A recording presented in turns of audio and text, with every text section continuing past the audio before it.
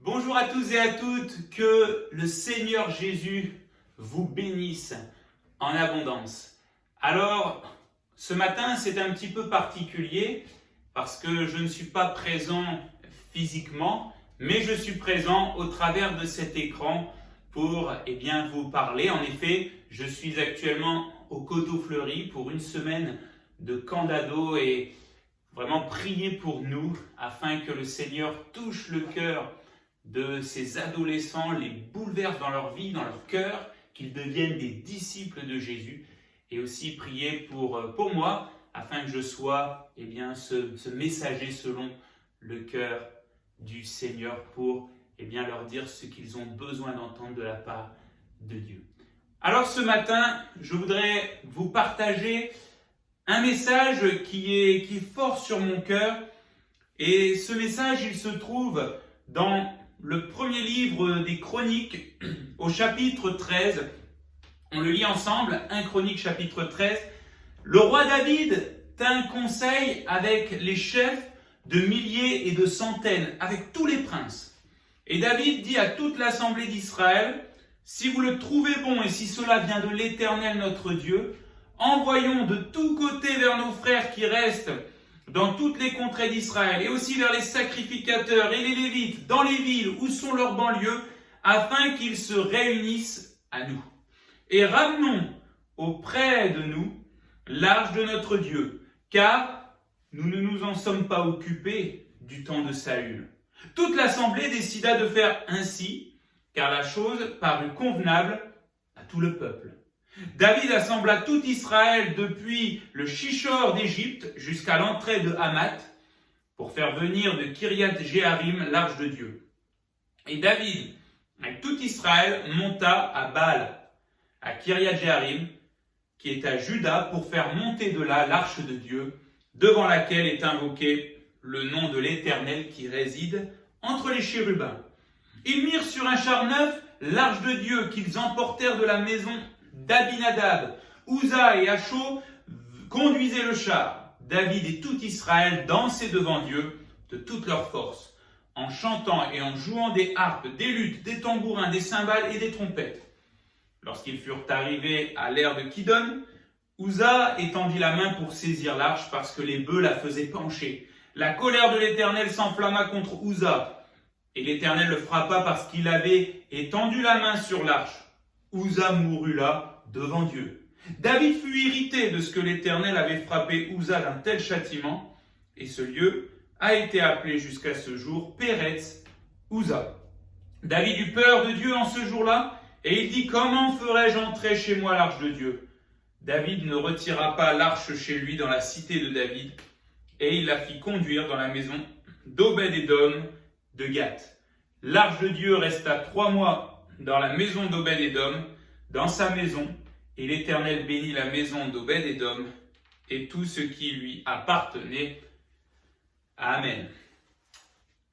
Alors, ce message que je voudrais vous partager, il aura 3 parties que nous verrons pendant 3 dimanches.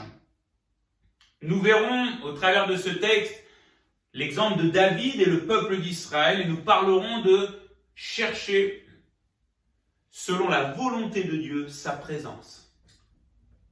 Ensuite, nous verrons au travers de Uza respecter la présence de Dieu. Et puis nous verrons aussi au travers d'Obed-Édom honorer, accueillir la présence de Dieu. Vous êtes prêts? On y va? Alors on commence par ce message, chercher la présence de Dieu. Un petit résumé avant d'aller plus loin. Les Philistins, grands ennemis du peuple d'Israël, avaient combattu contre Israël et avaient battu sévèrement le peuple d'Israël. Et en les battant, ils avaient pris le soin de voler l'arche de l'Alliance, et nous savons que l'arche de l'Alliance, elle représentait la présence de Dieu parmi son peuple. Et les Philistins vont voler cette arche, vont voler la présence de Dieu, et ils vont l'emmener chez eux et ils vont mettre l'arche avec toutes leurs idoles. Ils se sont dit, ça y est, on a toute la collection des dieux, des idoles, on va pouvoir être bien protégés, on va pouvoir être invincibles. Sauf que pour ces très mauvaises raisons, la colère de Dieu va s'enflammer contre les Philistins dans leur camp. Et les Philistins vont prendre peur et ils vont dire, on va rendre l'arche de l'Alliance, on va rendre cette présence divine au peuple d'Israël. Et c'est ce qu'ils vont faire. Quelque temps plus tard, le roi Saül, prend place sur le trône d'Israël, sauf que l'arche, elle est dans un coin du peuple d'Israël, mais elle n'est pas là où Dieu voudrait qu'elle soit. Mais Saül, lui, il était beaucoup plus soucieux de lui-même. Il était beaucoup plus soucieux de sa royauté, de la manière dont on le voyait, de la manière dont on l'estimait, que soucieux de savoir où se trouve la présence de Dieu. Et pendant toute la durée de son règne, on ne cherchera pas à ramener l'arche, la présence de Dieu, parmi le peuple, au milieu du peuple. Elle est dans un coin.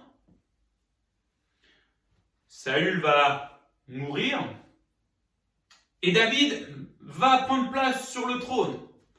Et David, quand il va prendre la royauté, lui, le plus grand fardeau qu'il va avoir dans son cœur, ce n'est pas sa royauté, c'est pas la grandeur de son royaume, c'est pas son palais, c'est pas ses richesses. Son plus grand fardeau, parce qu'il l'a vécu, il a vécu la présence de Dieu, c'est qu'il sait que le peuple ne peut rien faire sans la présence de Dieu. Alors il va inviter tout le peuple à venir avec lui pour aller chercher l'arche, la présence de Dieu, et la ramener, pas n'importe où, mais la ramener à Jérusalem. Jérusalem, qui montre, Jérusalem qui est vraiment l'image du centre du peuple, le milieu du peuple, la première place, puisque nous savons que Dieu siège au milieu de son peuple, au milieu des louanges de son peuple. Alors David et le peuple vont aller chercher l'arche, vont aller chercher la présence de Dieu, avec pour unique but de la ramener au milieu d'eux, de la remettre à la première place. Sauf que même si David a un cœur pour Dieu, la Bible nous dit, cet homme selon le cœur de Dieu, malheureusement, il va tomber dans une erreur dans laquelle on peut tomber très facilement. Il va vouloir faire les choses par lui-même. Et c'est vrai que cela nous parle ce matin, parce qu'on peut avoir un cœur pour Dieu, on peut vouloir la présence de Dieu, la gloire de Dieu, dans nos vies, dans nos familles, dans l'Église. Et pourtant, ne pas prêter attention à ce que Dieu nous dit et faire les choses comme on veut.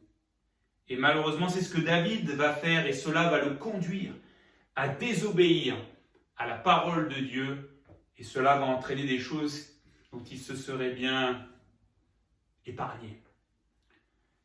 Je remercie le Seigneur parce que dans sa parole, la Bible, il nous parle, il nous montre sa volonté. Il nous montre comment le chercher et comment le rencontrer. Il nous montre ce que son cœur désire pour pouvoir avoir une communion, une relation avec nous. Tout le reste, si ce n'est pas écrit, c'est que Dieu, ce n'est pas sa volonté. Parce que la volonté de Dieu, elle est écrite. Alors, je voudrais voir avec vous 3 erreurs que j'ai pu noter que David et le peuple vont faire parce que même si leur cœur s'attend à Dieu, ils vont vouloir faire les choses par eux-mêmes. Nous savons qu'aujourd'hui, l'Église que nous sommes a besoin, ô combien, de garder, et si ce n'est pas le cas, d'aller chercher la présence de Jésus, notre Sauveur, notre Seigneur, notre Dieu, et de la remettre au centre, à la première place, au milieu de nous. La première erreur que David et le peuple vont faire, c'est que pour ramener la présence de Dieu, ils vont malheureusement pécher. Comment, Matthieu, comment peut-on pécher pour ramener la présence de Dieu? Ça ne va pas ensemble. Je vous rappelle juste que pécher, c'est manquer le but, c'est passer à côté du but que Dieu a pour nous, c'est de désobéir à Dieu.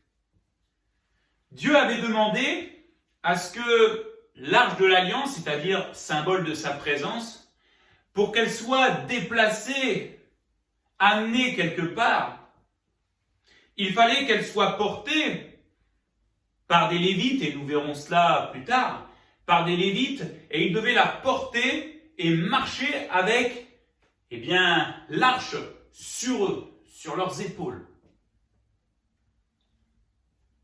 Sauf que là, vous le lisez comme moi, l'arche va être mise sur un char neuf, un char poli, un char qui brille. Elle va être placée dessus pour être emmenée au milieu du peuple. Ce n'est pas ce que Dieu avait demandé. Et surtout, cette pratique de mettre quelque chose sur un char neuf était une pratique condamnée par Dieu parce qu'en fait, c'était une pratique païenne. C'était une pratique que les peuples païens mauvais faisaient pour leurs idoles, pour leurs faux dieux. Ils mettaient les statues, ils mettaient les représentations sur des chars neufs et ils les emmenaient. Et le peuple, David, sont en train d'imiter ces pratiques païennes, idolâtres, spirites, pour ramener la présence de Dieu. Waouh! Pour nous aujourd'hui, qu'est-ce que cela nous indique? Eh bien qu'il y a une erreur à éviter, c'est qu'on cherche à ramener la présence de Dieu, on cherche à ce que Jésus vienne régner au milieu de nous. Et des fois, on utilise tous les moyens qui sont mis à notre disposition pour essayer d'amener Jésus, pour essayer d'entrer dans sa présence, pour essayer de le faire venir la présence de Jésus. Et malheureusement, il arrive même qu'on puisse tomber dans le péché. Je pense aujourd'hui de plus en plus dans nos églises à un danger. Ce sont des nouvelles manières de faire qui ne sont pas écrites dans la Bible, et des nouvelles manières de faire pour que la présence de Dieu vienne, pour qu'on soit inondé, etc. Et beaucoup de ces pratiques même, quand vous grattez un petit peu, eh bien ces pratiques ont des racines spirites, ont des racines, très mauvaises. Et on utilise ces choses-là pour faire venir, pour dire à Jésus, viens. Et pourtant, le Seigneur n'est pas en accord avec cela. Il y a d'autres choses à dire, et je prie que le Seigneur vraiment parle à nos cœurs, mais que pour ramener la présence de Jésus, pour que nous puissions vraiment revivre cette communion avec Jésus, que jamais nous n'utilisions le péché et tout ce qui est mauvais, parce que cela n'est pas la volonté de notre Seigneur, de notre Sauveur. Ensuite, la deuxième erreur que David et le peuple vont faire, c'est que pour ramener la présence de Dieu, ils vont choisir la facilité. Pas trop d'efforts. Je m'explique. David d'ailleurs comprendra bien plus tard que pour Dieu, la présence de Dieu, il y a toujours un prix à payer. Voilà pourquoi David dira à la fin de sa vie, je n'offrirai rien à Dieu qui ne me coûte. Il faut dire, avec ce qu'ils ont vécu, Dieu leur a clairement montré des choses. David et le peuple vont chercher la facilité à ce moment-là.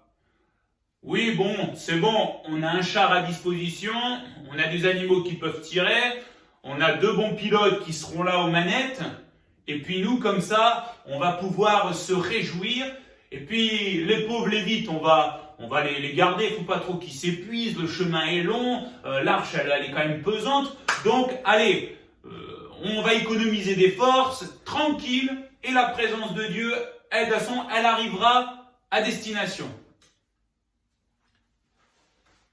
Et pourtant, ce n'était pas la volonté du Seigneur. Écoutez-moi bien, mes frères et sœurs, c'est très important. Aujourd'hui,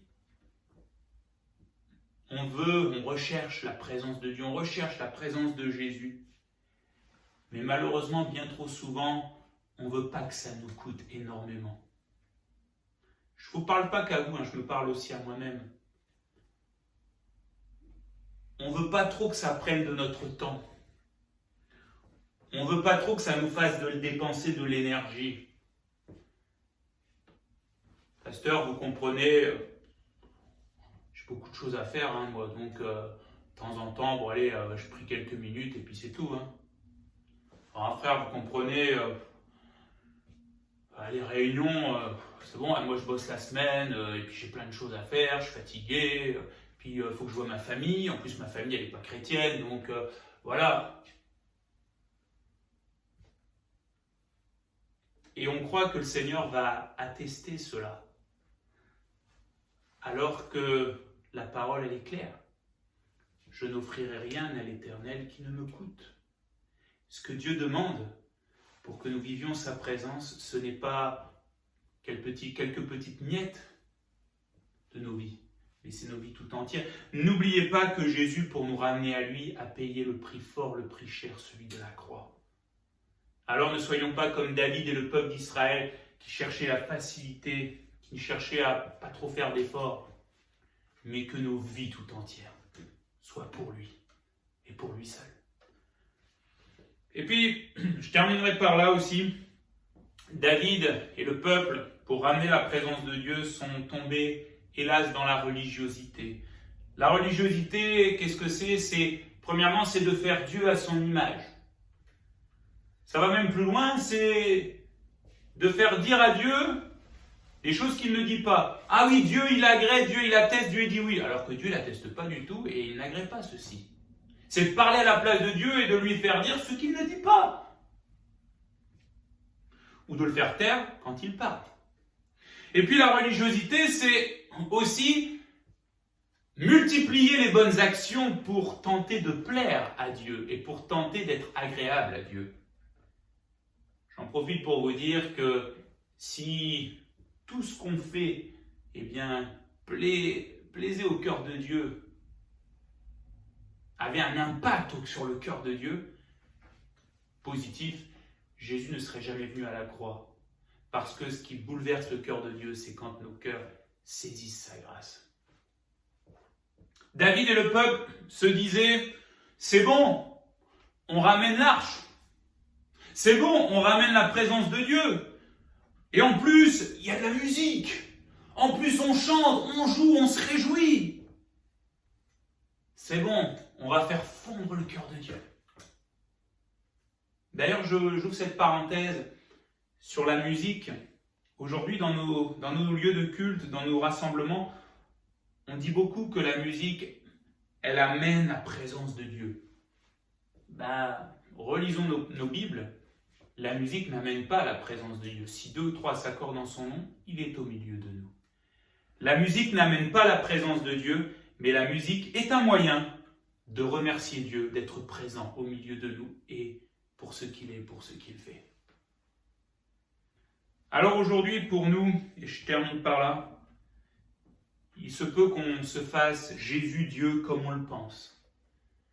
Bien souvent, on discute entre chrétiens et puis des fois, on ne parle même pas de la Bible, on parle de notre conception de Dieu, de Jésus, alors que on s'aperçoit souvent en lisant sa parole qu'il n'est pas du tout comme cela. Et puis, très souvent, on tente de faire des choses qui sont des artifices, en se disant « Waouh, allez, on va faire ça, on va faire ça, on va faire ça. ouah, Dieu, il va en prendre plein la vue et il va se sentir comme obligé de venir. Et puis après, on se dit, c'est bizarre, il ne se passe rien. Ou alors, et ça c'est le danger, on s'invente des sensations, des choses en se disant, ah, ça y est, il est là. Alors qu'en fait, c'est ni plus ni moins des ressentis personnels qu'on se fait. Faisons attention, mes frères et sœurs, à cela. Ce que Dieu cherche, ceux que Dieu veut rencontrer, ceux que Dieu veut vraiment, à qui Dieu veut vraiment se révéler, ceux qui peuvent vivre la présence de Jésus, ce sont ceux qui ont, oui, un cœur pour lui, mais un cœur obéissant contre tout. Un cœur obéissant à Dieu et à sa parole contre tout. Dieu le dira lui-même à son peuple qui faisait les sacrifices religieusement et qui malheureusement péchait à côté. Dieu leur dira, ce n'est pas les sacrifices que j'agrée, mais c'est un cœur obéissant. Un cœur obéissant.